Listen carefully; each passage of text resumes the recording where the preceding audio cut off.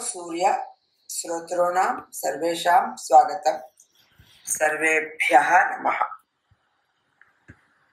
మనం Shri అరవిందుల the mother అనేటువంటిది తెలుగు సంస్కృత భాషల్లో తెలుసుకుంటూ వెళ్తున్నాము. అది నడుస్తూ ఉండగా అమ్మ గురించి ఆలోచన పెరిగి మనకి అందరికీ బాగా అలవాటు ఉన్నటువంటి లలిత సహస్రనామ స్తోత్రం, మరి ఇది చదవాలి అని అనిపించటం, దీనికి ప్రేరణ కూడా అమ్మదే అయి ఉంటుంది అని, సంకల్పం ఆవిడదే అయి ఉంటుంది అని ఆవిడికే సమర్పిస్తూ మనం మొదలు పెడుతున్నాం. ఇందులో ప్రయత్నం కేవలం సంస్కృత శ్లోకం కాబట్టి దానికి ఉన్న అర్థం ఏమిటి తెలుగులో అనేటువంటిది చెప్పగలిగిన చోట విశేషార్థాలు చెప్పుకుంటూ వెళ్తాం, లేని చోట సామాన్యమైన అర్థాలు మనం చెప్పుకుంటూ వెళ్తాం. అదే ఉద్దేశం ఏంటండి అంటే, సంస్కృతంలో ఆ శ్లోకం చదివేటప్పుడు, అమ్మవారి ఆ నామం చెప్పేటప్పుడు ఆ అర్థం మన మనసులో కదలాలి అనేది ఇది ఒక సంకల్పం. ఓం ఆనందమయీ చైతన్యమయీ సత్యమయీ పరమే వాగర్థావివ సంపృక్తౌ వాగర్థ ప్రతిపత్తయే జగతః పితరౌ వందే పార్వతీ పరమేశ్వరౌ వందే పార్వతీ పరమేశ్వరౌ. మొట్టమొదటి శ్లోకం ఉందండి. శ్రీ శ్రీమాతా శ్రీ మహారాజ్ఞి శ్రీమత్ సింహాసనేశ్వరీ చిదగ్ని కుండ సంభూత దేవ కార్య సముద్యత. ఇందులో ఉన్నవి శ్లోకం ఒకటి, ఉన్నవి ఏమేమిటండి, ఎన్ని పదాలు ఉన్నాయంటే శ్రీమాత, శ్రీ మహారాజ్ఞి, శ్రీమత్ సింహాసనేశ్వరి, చిదగ్ని కుండ సంభూత దేవ కార్య సముద్యత అని 5 పదాలు ఉన్నాయి.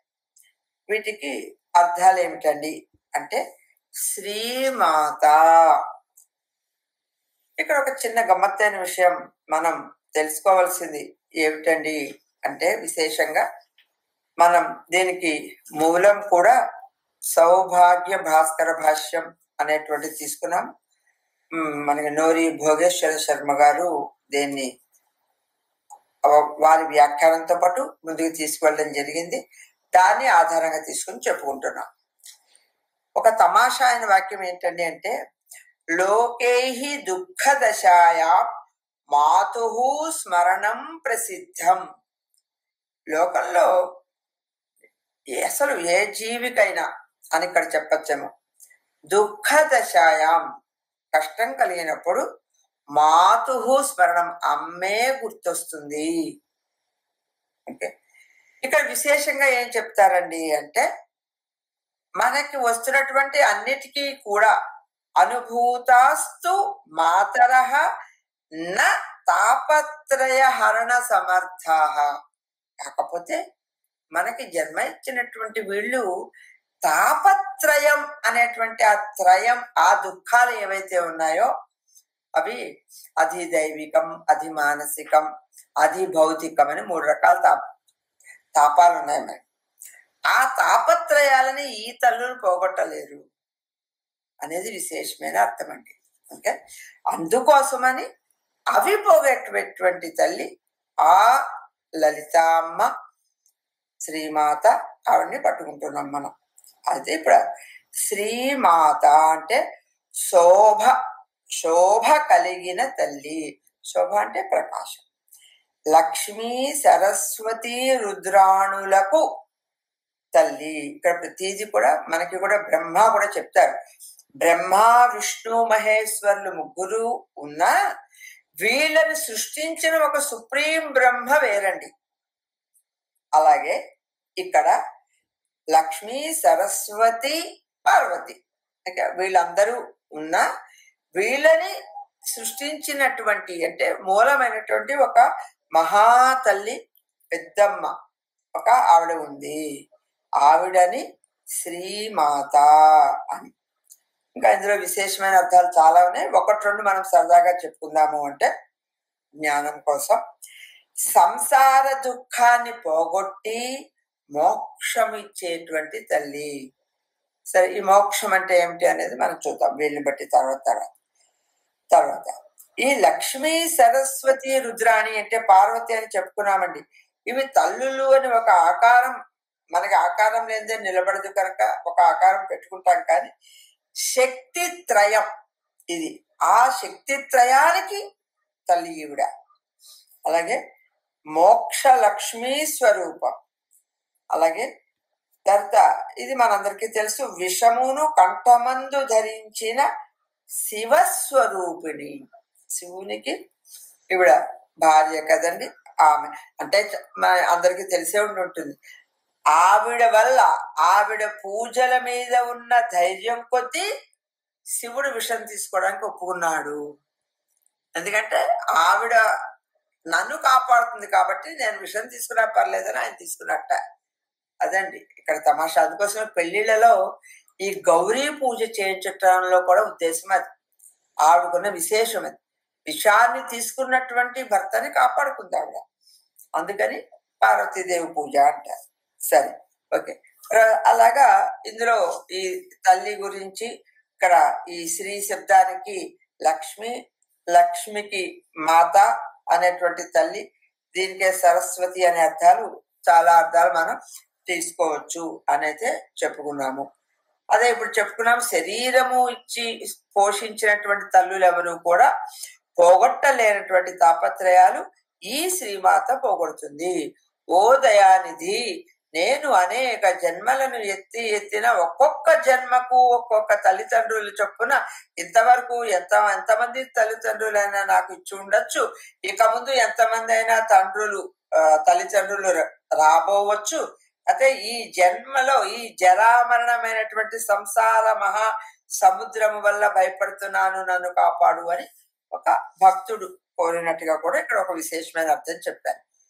రెండోది, ఎక్కువ చెప్పుకుంటే మనం అసలు నామం మర్చిపోతాం. అందుకని ఇకపైన తక్కువ చెప్పుకుందాం. రెండో నామం వచ్చి శ్రీ మహారాజ్ఞి. దీనికి కూడా శోభతో కూడినటువంటి ఒక గొప్ప రాణి, అంటే సకల ప్రపంచములను పరిపాలించున్నది. శ్రీ విద్యాక్షరత్రయ స్వరూపురాలు. ఓకే, అక్షరమైనటువంటి శ్రీ విద్య, ఆ విద్యకి కూడా మూలం ఈవిడ. అలాగా ఈ శ్రీ మహారాజ్ఞి అనేటువంటిది, ఇది సంస్కృతంలో గ్రామటికల్ గా ఈ పదం గురించి ఇక్కడ చర్చ ఉంది. అది మనం ప్రస్తుతం చెప్పుకోవట్లేదు. శ్రీమత్ సింహాసనేశ్వరి మూడో నామం. ఓకే, దీనికి ఏంటండి అంటే శ్రీమత్ అనేటువంటివి మనకి శోభ, ఒక ప్రకాశము, ఒక అందము, ఒక ఆనందము, దీన్ని తెలియచేసేటువంటివి.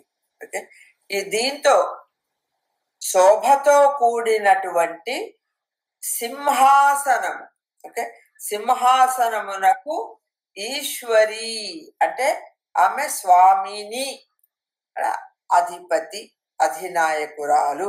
శ్రీమత్ సింహాసనేశ్వరి అంటే అక్కడ అందంగా ప్రకాశంగా ఉన్నటువంటి ఒక సింహాసనంని తన అధీనం చేసుకుని కూర్చున్నటువంటి అమ్మ. శ్రీమత్ సింహాసన ఈశ్వరి, సింహాసనానికి అధిష్ఠించినటువంటి ఆమె. ఇక్కడ నాలుగోది చిదగ్నికుండ సంభూత. ఇది కొంచెం విశేషంగా ఉంటుందండి. అంటే ఇక్కడ చిత్ అగ్నికుండ సంభూత. చిత్ అనేటువంటిది ఒక చైతన్యం అని, ఒక కాన్షియస్నెస్. అయితే అటువంటి అగ్నికుండము నుండి ఈమె పుట్టింది. అంటే మన లోపల మనం చైతన్యాన్ని కనుక మనం అనుభూతి పొందితే ఆ చైతన్యంలోంచి వచ్చినటువంటి అమ్మ అని. చిత్ చైతన్యమునందు అభేదముగా కలిగి ఉంది. మనం ఏదైతే కాన్షియస్ చైతన్యం అనుకుంటామో ఆ చైతన్యము ఎలా కలుగుతుందండి అంటే అందులో అమ్మ ఉండబట్టి ఆ చైతన్యం కలుగుతుంది. అగ్నికుండము అనేడు చిత్తునందు పుట్టినది. ఇంకా ఈ చిత్తు ఇంకొక అర్థంలో కూడా ఏం చెప్తున్నారండి, అగ్నికుండము వంటిది. ఎప్పుడు కూడా ఈ ఫైర్ అని కానీ అగ్ని అని కానీ చెప్పడం ఎందుకంటే ఆ వైబ్రేషన్స్, పవర్ఫుల్ వైబ్రేషన్స్ అక్కడ ఉండడం, ఆ ప్రకంపనలు ఓకే అనేది ఒక అర్థం తీసుకోవాలి. తీసుకొని అందులో నుంచి పుట్టినటువంటి చైతన్యము. అలాగే అగ్ని వంటిది చిత్తుకుండము నుండి పుట్టినది. పుట్టినది అగ్నే, అంటే ఆమె అగ్ని స్వరూపురాలే. అంటే కనుక కాకపోతే పుట్టిన స్థానము అగ్ని స్వరూపం. అగ్ని స్వరూపము నుంచి పుట్టినటువంటి ఆమె ఒక శోభ, ఒక అందం కలిగి ఉంది. సంభూత అంటే పుట్టినటువంటిది అని. అలాగే 5వ నామం వచ్చి దేవకార్య సముద్యత. ఎందుకంటే ఆవిడ ఎందుకు వచ్చిందండి? ఇప్పటిదాకా చెప్పిన అన్నిట్లో కూడా అమ్మ, మహారాణి, సింహాసనాన్ని ధరించినామే, ఒక చిత్ అనేటువంటి ఒక చైతన్యాన్ని, ఒక అగ్ని వంటి చైతన్యం నుంచి పుట్టింది. ఎందుకు? దేవ కార్య సముద్యత అని చెప్తున్నాడు. ఎందుకంటే అంటే దేవతల కార్యాన్ని సాధించటానికి ఆవిర్భవించింది అని. దేవతల యొక్క కార్యము ఏదైతే ఉందో దానిని సాధించటానికి ఆమె వచ్చింది. ఏమైనా అంటే మానవులకి దివ్య మానవులు అవ్వడానికి మార్గం చూపించింది. లేదు రాక్షస సంహారం చేయడానికి వచ్చింది. ఎలా తీసుకున్నా కూడా దేవతల కార్యం చేయడానికి వచ్చింది. అంటే మానవులకి ఇది మనకి శ్రీ అరవిందుల దాంట్లో కూడా చెప్తారు కాబట్టి, వారి వేదాంతంలో ఉంది కాబట్టి మనకి మన ముందు ఆల్రెడీ ఈ వేదాంతంతో పరిచయం ఏర్పరచుకున్నాం కాబట్టి ఒక ప్రస్తావన సాందర్భికంగా చెప్పుకోవాల్సింది ఏంటండి అంటే ఆవిడ మానవులు దివ్య మానవులు అవ్వడానికి కూడా ఆమె అమ్మ సహాయం చేస్తుంది. ఆ కార్యం నిర్వహించడానికి వచ్చింది. సో మనకి మొదటి శ్లోకం ఇక్కడితో అయింది. శ్రీమాత శ్రీ మహారాజ్ఞి శ్రీమత్ సింహాసనేశ్వరి చిదగ్ని కుండ సంభూత దేవ కార్య సముద్యత. రెండో శ్లోకం చూద్దాం. ఉద్యద్భాను సహస్రాభ చతుర్బాహు సమన్విత రాగస్వరూప పాసాఢ్య క్రోధాకారాంకుశోజ్వల. మళ్ళీ ఇక్కడ ఏమేమి ఉన్నాయండి? ఉద్యద్భాను సహస్రభ, ఉద్యద్భాను సహస్రాభ చతుర్బాహు సమన్విత రాగస్వరూప పాసాఢ్య క్రోధాకారాంకుశోజ్వల అని మనకి ఇక్కడ 4 నామాలు కనపడుతున్నట్టుగా ఉన్నాయి. ఉద్యద్భాను సహస్రభ, ఉదయిస్తున్నటువంటి భాను అని కొంచెం ఆలోచిస్తే సామాన్యమైన దృష్టికి మనకి తగులుతుంది అర్థం. ఓకే, ఉదయిస్తున్నటువంటి భాను అంటే ఎవరండి? సూర్యుడు. భాను అన్న శబ్దానికి సూర్యుడు అని అర్థం ఉంది, సూర్య కిరణము అని కూడా అర్థం ఉంది. కనుక ఉద్యద్భాను అవి ఏమిటండి? అవి సహస్ర ఆభ, ఆభ అంటే ప్రకాశం. ఎన్నండి? 1000. సంస్కృతంలో 100 సహస్రం 1 ఇవి అక్కడ ఏదో 88, 99, 100 అనే లెక్క కాదండి.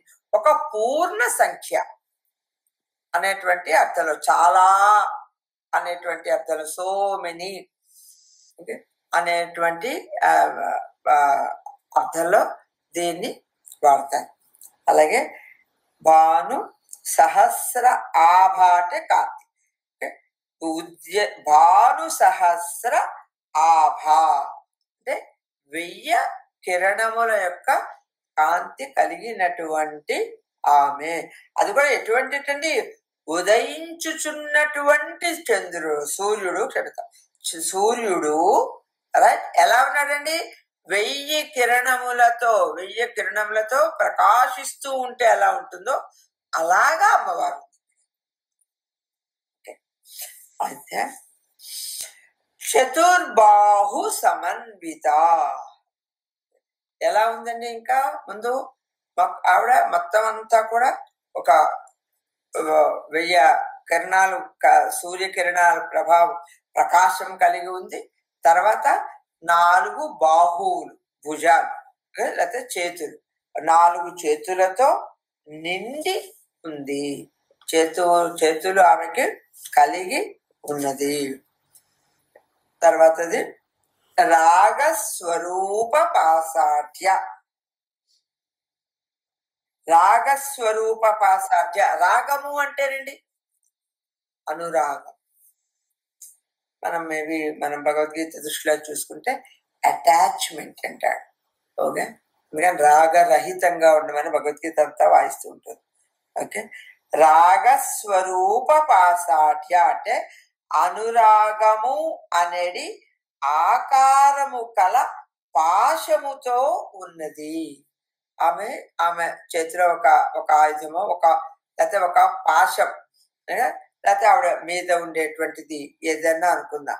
ఓకే, ఒక పాశం. కానీ అది ఎలా ఉందిటండి అంటే అనురాగము అనేటువంటి ఆకారం.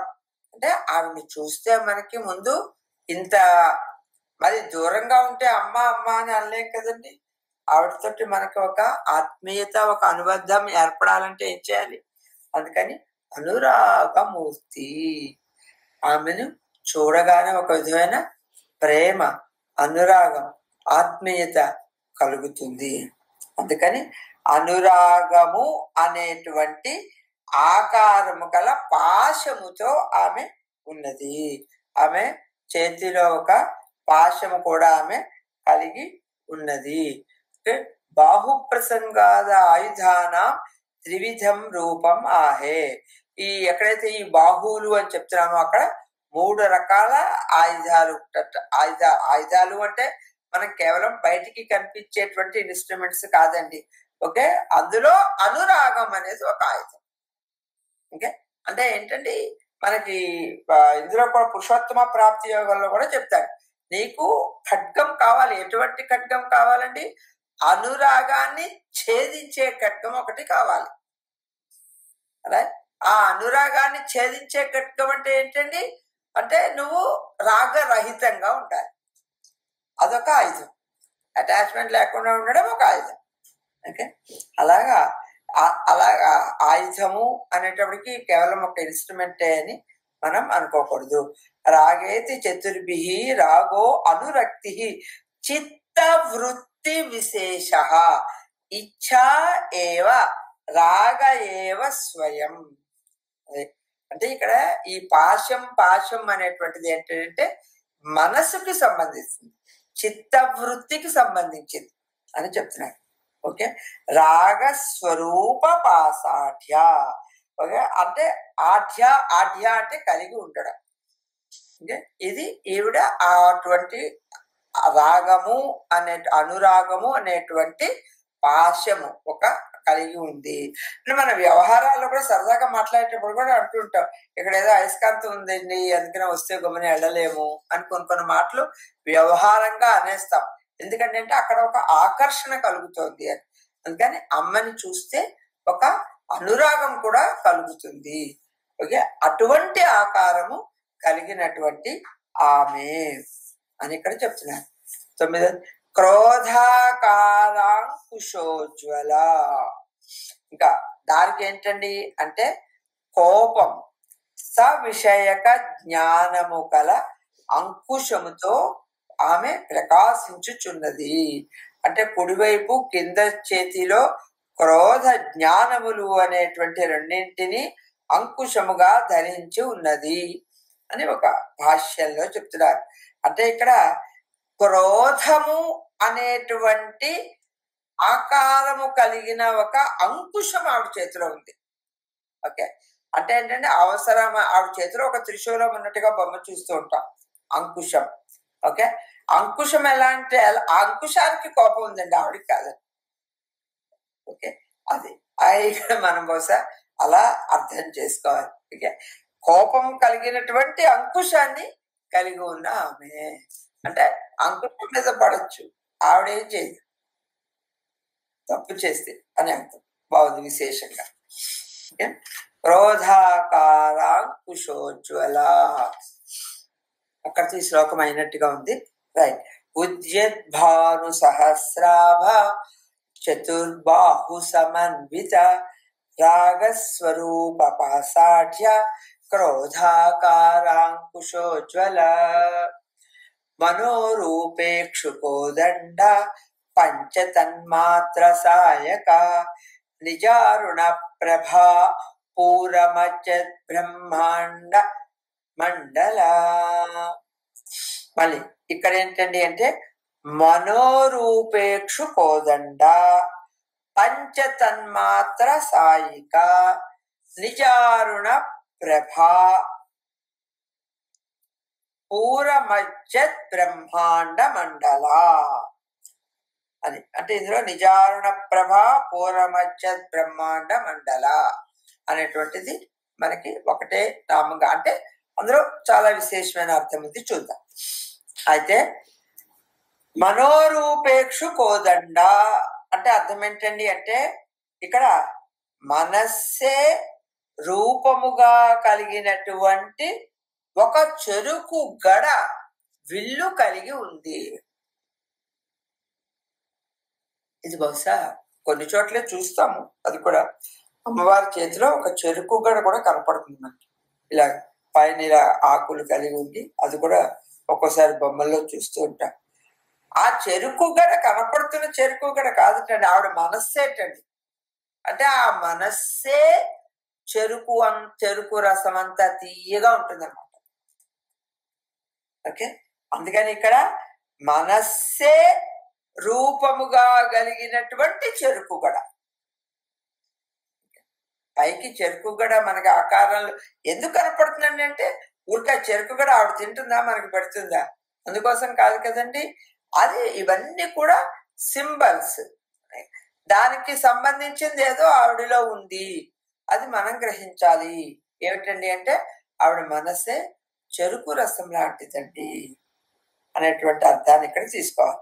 అదే ఇక్కడ ఏం చెప్తున్నారండి, మనస్సే రూపముగా గల చెరుకు గడ విల్లులాగా కలిగి ఉంది. ఓకే, అంటే ఇంతకు ముందు చెప్పుకున్నది అంకుశం చెప్పుకున్నాం, కోపం వస్తే ఉపయోగించే అంకుశం. ఇక్కడ ఇది బాణం, విల్లు అంటున్నారు. కాబట్టి ఇది చూస్తే చెరుకు గడ అంటున్నారు, అది చూస్తే కోపము అంటున్నారు. ఇవన్నీ కలిగి ఉన్నటువంటి అమ్మ. పంచతన్మాత్ర సాయక, పంచతన్మాత్రలు అంటే ఏంటండి అంటే మనకి పంచేంద్రియాల యొక్క ప్రభావాలు. అంటే పంచేంద్రియాలు అంటే కాళ్ళు చేతులు కళ్ళు ముక్కు అంటాయి కదా, అవి మాత్రలు అంటే అవి చేసే పనులు. ఓకే, అంటే ఏంటంటే శబ్ద స్పర్శ రూప రస గంధము. ఓకే, ఇవన్నీ కూడా ఆవిడకి బాణాలండి. పంచతన్మాత్ర సాయక అని చెప్తున్నారు. ఓకే, ఈ పంచతన్మాత్రలని బాణములుగా కలిగినటువంటి అమ్మ అని. ఓకే, పంచతన్మాత్రలు. అయితే ఇందులో మనోరూపేక్షు కోదండ పంచతన్మాత్ర సాయక, తర్వాతది నిజారుణ ప్రభ పూరమజ్జత్ బ్రహ్మాండ మండల. అంటే ఇక్కడ దీనికి విశేషంగా అర్థం ఏం చెప్తున్నారండి అంటే అంటే ఒక సూర్యోదయం లాంటి ఒక అరుణ అంటే ఒక ఎర్రటి రంగు ఉన్నటువంటి బ్రహ్మాండ మండలంలో ములిగి ఉన్నటువంటి అమ్మ అనేటువంటిది ఇక్కడ అర్థం చెప్తూ ఉన్నారు. స్వకీయ అరుణ ప్రభాయా రక్తిమ కాంతే పూరః ప్రవహః తస్మిన్ మజ్జంతి తదభేదేన అని. అంటే భాసమానాని బ్రహ్మాండానాం మండలాని యస్యాః స ప్రాతఃకాలే సౌభాగ్యాది విన్యాస విశేషేషు యాదృశం ధ్యానం విహితమస్తి తాదృశ రూపవతి ఇది అర్థః. అంటే ఈ అరుణ ప్రభ, అరుణం అంటే ఎర్రటి కాంతి, ఈ కాంతిలో చూడ ఒక రక్తం లాగా ఓకే ఉన్నటువంటి ఆ కాంతిలో చూడడానికి ప్రవాహ, అది ఒక బ్రహ్మాండ మండలం ఓకే, ఒక పెద్ద ఒక లోకం అండి. ఆ లోకమంతా కూడా ఎర్రగా నిండిపోయిందిట, అందులో ఈవిడ మునిగిపోయిందిట. తస్మిన్ మజ్జంతి అంటే తద్ అభేదేన అంటే అక్కడ ఆవిడ ఇంకా మామూలు వ్యక్తిగా మామూలుగా ఇంక వేరేగా ఏం కనిపించట్లే, ఎర్రటి ఆకారం అలా కనపడుతుంది అంతే. అలా అది కూడా ఒక చాలా ప్రకాశవంతంగా ఉంది. ఓకే, బ్రహ్మాండాన మండలాన్ని యస్యాః స ప్రాతఃకాలే సౌభాగ్యాది అంటే మనకి అరుణ అన్నారు కనుక అరుణోదయం అంటే ఉషకాలంలో వచ్చేటువంటి అది ఒక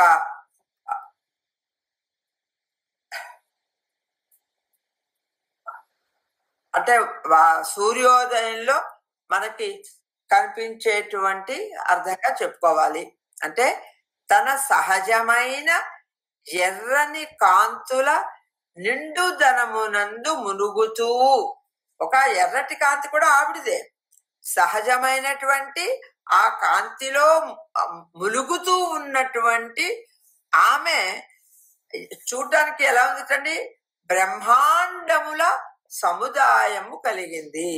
మొత్తం బ్రహ్మాండాలన్నీ కూడా ఆమె చుట్టూ ఆమె దగ్గరే ఉన్నట్టుగా ఆమె కనపడుతుంది. అంటే ఏంటండి, మన భగవద్గీతలో విశ్వరూప సందర్శనం లాగా కలిగి ఉన్నటువంటి ఆమె అని చెప్తున్నారు. రైట్, మనోరూపేక్షు కోదండ పంచతన్మాత్ర సాయక అంటే ఇందులో అన్ని కూడా ఒకటి కోపం కలిగించేటువంటి ఆయుధం, ఇంతకు ముందు శ్లోకాలు చెప్పుకున్నాం.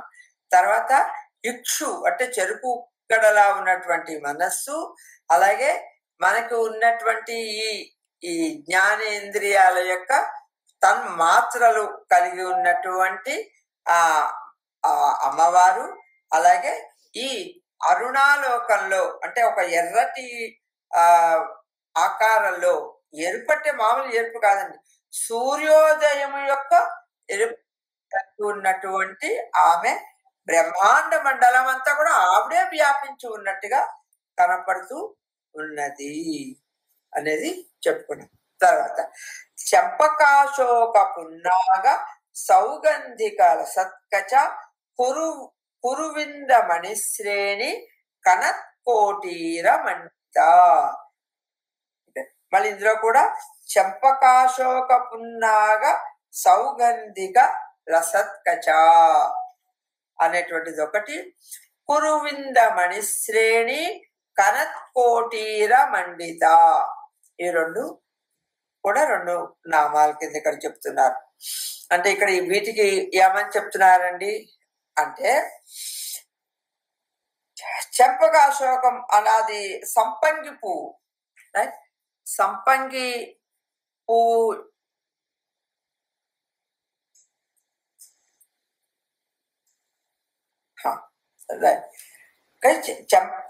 సంపంగి, అశోక, పున్నాగము, సౌగంధికము, వీని పుష్పములచే పరిమళించేటువంటి సువాసన కలిగించేటువంటి కేశములు కలిగినటువంటి అమ్మ. ఇప్పుడు మనకి బహుశా ఈ కేశం నుంచి ఆవిడ కళ్ళు, ముక్కు ఇవన్నీ కూడా వర్ణన వెళ్తుంది. ఇప్పటిదాకా మనకి ఆవిడ పైనుంచి కిందకి ఇప్పటిదాకా మనం 3 శ్లోకాల్లో ఆకారం చెప్పారు, తర్వాత ఆవిడ దగ్గర ఉండే ఒకటి రెండు ఆయుధాల గురించి చెప్పారు. తర్వాత ఆవిడ దగ్గర ఉండేటువంటి ఆయుధాలను మనం ఎలా అర్థం చేసుకోవాలో కొంత సంగ్రహంగా ఇప్పుడు దాకా చెప్పడం జరిగింది. ఓకే, ఇప్పుడు వచ్చాడు ఆవిడ కేశాల గురించి ఇక్కడ వర్ణించారు. అంటే ఈ పువ్వులు యొక్క ఒక పరిమళం, వాటి యొక్క సువాసన ఏదైతే ఉందో అది ఆమె కేశాల నుంచి వస్తుంది కదా అని. ఓకే, చెంపక, అశోక, పున్నాగ, సౌగంధిక అని సంపంగి, అశోకము, పున్నాగము, సౌగంధికము అనేటువంటి పుష్పాలు అని.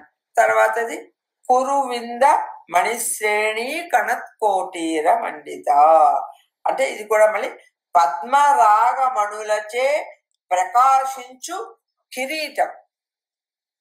ఓకే, ఇక్కడ కనత్కోటీర మండిత అది ఆవిడ కిరీటం ఎలా ఉందంటే పద్మరాగమణుల చేత ప్రకాశిస్తూ ఉంది. ఓకే, ఈ రెండు నామాలే ఈ శ్లోకంలో ఉన్నాయి. తర్వాత అష్టమి చంద్ర విభ్రాజ దళిక స్థల శోభిత ముఖ చంద్ర కలంకాభ మృగనాభి విశేషక అంటే ఇది 5వ శ్లోకం ఉందండి. ఇందులో అష్టమి చంద్ర విభ్రాజ దళిక స్థల శోభిత ఇక్కడ ఒక విశేషమైనటువంటి అర్థం అండి. ఓకే, అష్టమి నాడు ఉండేటువంటి చంద్రుడు ఏమిటండి గొప్ప? మనందరికీ తెలుసు ఒక మాసంలో 2 అష్టమి తిథులు వస్తాయి. గమనించారో లేదో చాలా మందికి తెలిసి ఉండొచ్చు. ఈ 2 అష్టమిలకి కూడా చంద్రుడు ఒకేలా ఉంటాడు.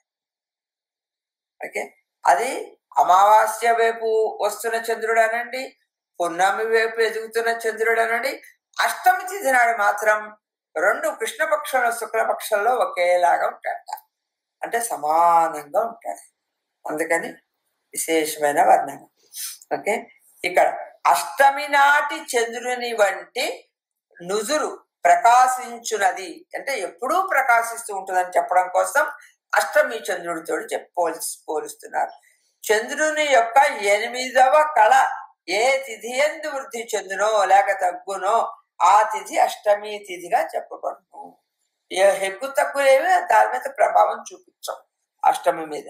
అందుకని అటువంటి నుదురు కలిగినటువంటి ఆమె.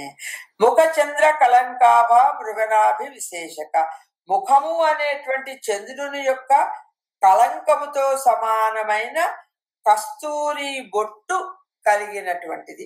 కస్తూరి అనేటప్పటికి కస్తూరి మృగం గురించి వింటూ ఉంటాం. ఆ మృగం యొక్క బొడ్డు దగ్గర సువాసన వస్తూ ఉంటుంది.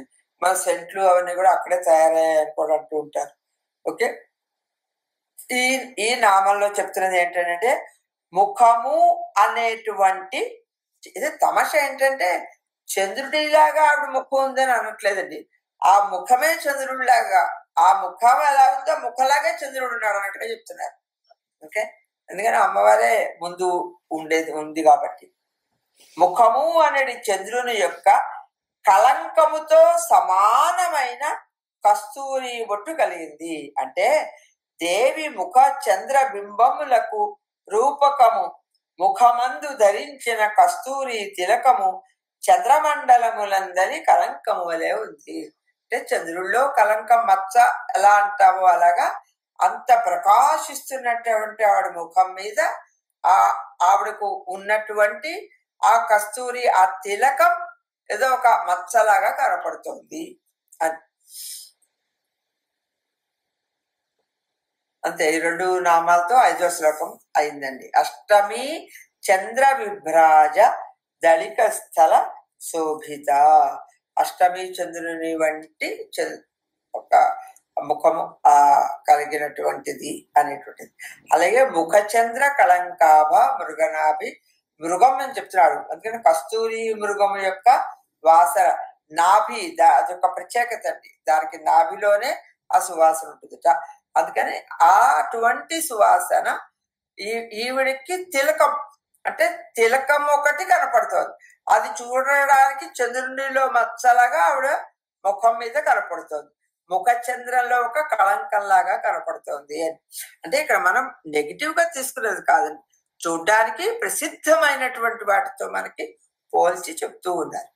6వ శ్లోకం వచ్చి వదనస్మర మాంగళ్య గృహతోరుణ చిల్లిక వక్త్రలక్ష్మీ పరివాహ చలన్మి నాభలోచన. మళ్ళీ ఇక్కడ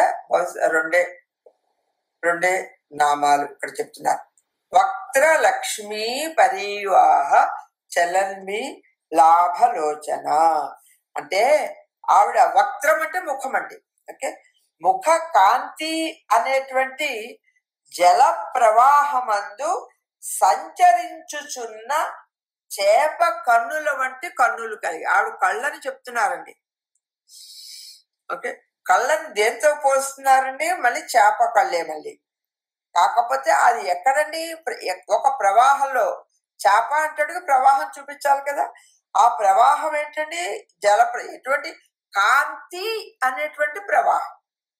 ఆవిడ ముఖం అనే కాంతి ప్రవాహంలో ఈ కళ్ళు చేపల్లాగా ఉన్నాయి అని. ముఖ అది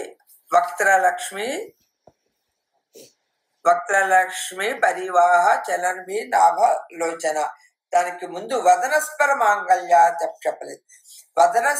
వదనస్మర మాంగళ్య గృహతోరణ చిల్లిక అంటే ముఖము అనేది కామరాజు మాంగళ్య గృహము యొక్క తోరణాలే కనుబొమ్మలుగా కలిగినది.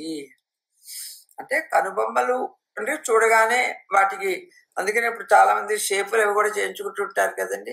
ఎందుకంటే చూడగానే మనిషికి హా అనిపించేలా అందంగా కనిపించేవి కనుబొమ్మలు అన్నమాట. అందుకని ఇక్కడ అవి చూడగానే కలిగేటువంటి ఒక కోరికను కూడా మనకి అర్థంలో చెప్తూ ఉన్నారు. ఓకే, అది అందుకని వదన స్మర అంటే మళ్ళీ మన్మథుడు, మళ్ళీ ఆయన లేనిదే పనులవు. ఓకే, అది ఆయన ముఖము అనేటువంటి మన్మథుడు మాంగళ్య గృహము యొక్క శుభమైనటువంటి ఇంటికి తోరణాల్లాగా ఆమెకున్న కనుబొమ్మలు ఉన్నాయి అని. భ్రూలత ముఖము అనేది మన్మథ మంగళ గృహమునకు కట్టిన తోరణము వలె ఉంది. కనుబొమ్మలు అయిన తర్వాత కన్నులు తర్వాత చెప్పారు. ఓకే, వదన స్మర మాంగళ్య గృహతోరుణ చిల్లిక వక్త్రలక్ష్మీ పరివాహ చలన్మి నాభలోచన. క్షమిత చలన్ మీన. ఓకే, మీన ఆభలోచన. మీన అంటే చేపలు, ఆభా ప్రకాశము, లోచన అంటే కన్ను. ఓకే, చలన్మి మీనాభలోచన. 7వ శ్లోకం వచ్చి నవచంపక పుష్పాభ నాసాదండ విరాజిత తారాకాంతి తిరస్కారి నాసాభరణ భాసురా. అంటే ఇక్కడ నవ చంపక, నవ అంటే ఇక్కడ కొత్తది, నూతనమైంది, కొత్తగా వికసించిన, మేము ఫ్రెష్ గా అప్పుడే అనుకుందాం, వికసించిన సంపెంగ పువ్వులాగా ఉన్నటువంటి నాసిక అంటే ముక్కు. ఆవిడ ముక్కు సంపెంగ పువ్వులాగా, అది కూడా ఒక ఫ్రెష్ గా, అంటే అప్పుడే వికసించిన పువ్వు ఎంత అందంగా ఉంటుందో, ఎంత లేతగా ఉంటుందో అలా ఉన్నటువంటి ఆవిడ ముక్కు. తారాకాంతి తిరస్కారి నాసాభరణ భాసుర. ఆవిడకున్న ముక్కు పుడకకి నక్షత్రాల ప్రకాశమే ఏహి కనపట్లేదటండి. ఆ ముక్కు పుడక లైట్ ముందు అంటే ఇక్కడ శుక్రాంగారక గ్రహకాంతిని తిరస్కరించు అడ్డభాసతో ప్రకాశించు నట్టిది అంటున్నారు. అంటే ఏంటండి అక్కడ, అంటే అమ్మవారికి పెట్టుకునే అడ్డభాస అంటే అందరికీ తెలిసే ఉంటుంది. ముక్కుకి అటు ఇటు పెట్టుకునే ముక్కు పుడకలు, మధ్యలో దానికి కూడా ఇలా వేలాడుతూ పెట్టుకునేది అడ్డభాస అంటారు. వీటితో ఆవిడ ప్రకాశం చూస్తే తారాకాంతి అంటే నక్షత్రాల యొక్క కాంతిని తిరస్కరించేసినట్టుగా ఆవిడికి ఉన్నటువంటి ఈ ఆభరణాల యొక్క కాంతి ఉంది. వీటి వెలిగే వాటికంటే ఎక్కువగా ఉంది. నవచంపక పుష్పాభ నాసాదండ విరాజిత తారాకాంతి తిరస్కారి నాసాభరణ భాసుర. భాసుర అంటే మళ్ళీ ప్రకాశము. అందుకని బహుశా ఇక్కడ దాకా ఆఫ్ చేద్దాం. ముక్కు అంటే ముఖ వర్ణన అయ్యింది, ఇక్కడ దాకా ఆఫ్ చేద్దాం. దయచేసి మనం మొత్తం అన్నీ కూడా తలుచుకున్నాము. ఆమె కన్నులు, కనుబొమ్మలు, కేశములు, కిరీటము, నుదురు, అంటే ముక్కు వరకు. సో ఇంతవరకు మనం ఆవిడ దర్శించుకున్నాం ఇవాళ. అది ఆ దర్శనం, ఆ దృష్టి, ఆ దృశ్యం మనసులో పెట్టుకుంటూ ఈ 7 శ్లోకాలు చదువుకుంటూ ఉంటే బాగుంటుంది. అందుకని సర్వే జనా సుఖినో భవంతు అందు కూడా అర్థం చేసుకుందాం. ఆ సాధనలో ముందుకి వెళ్దాం. ఓం స్వస్తి.